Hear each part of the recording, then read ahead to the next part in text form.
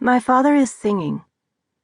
High above Cayuga's waters there's an awful smell. Some say it's Cayuga's waters, some say it's Cornell. He always sings in the car. He has a low voice scraped out by cigarettes and all the yelling he does. His big pointy Adam's apple bobs up and down, turning the tanned skin white wherever it moves. He reaches over to the puppy in my lap. "You's a good little rascal.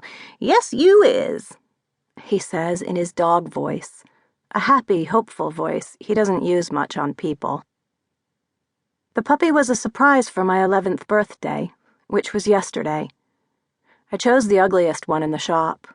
My father and the owner tried to tempt me with the full-breed Newfoundlands, scooping up the silky black sacks of fur and pressing their big, heavy heads against my cheek.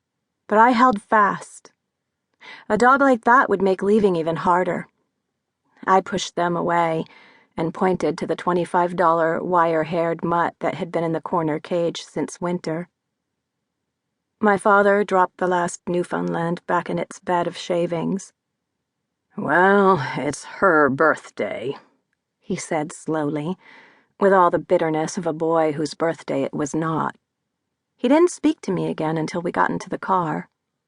Then, before he started the engine, he touched the dog for the first time, pressing its ungainly ears flat to its head.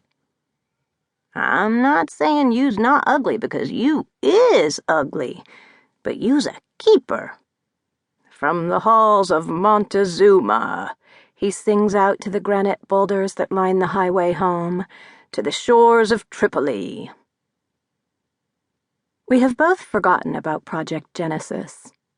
The blue van is in our driveway, blocking my father's path into the garage. "Jesus, Mary, and Joseph," he says in his fake crying voice, banging his head on the steering wheel. "Why me?" He turns slightly to make sure I'm laughing, then moans again. "Why me?" We hear them before we see them. Shrieks and thuds and slaps. A girl hollering, "William! William!" over and over. Nearly all of them screaming, "Watch me! Watch this!" "I's your new neighbor," my father says to me, but not in his happy dog voice. I carry the puppy, and my father follows with the bed, bowls, and food. My pool is unrecognizable. There are choppy waves, like way out on the ocean, with white caps. The cement squares along its edge, which are usually hot and dry and sizzle when you lay your wet stomach on them, are soaked from all the water washing over the sides. It's my pool because my father had it built for me. On the morning of my 5th birthday, he took me to our club to go swimming. Just as I put my feet on the first wide step of the shallow end and looked out toward the dark deep end and the thick blue and red lines painted on the bottom, the lifeguard hollered from his perch that there were still 15 minutes left of adult swim. My father, who'd belonged to the club for 20 years, who ran and won all the tennis tournaments, explained that it was his daughter's birthday. The boy, Thomas Novak, shook his head. "I'm sorry, Mr. Amory," he called down. "She'll have to wait 15 minutes like everyone else."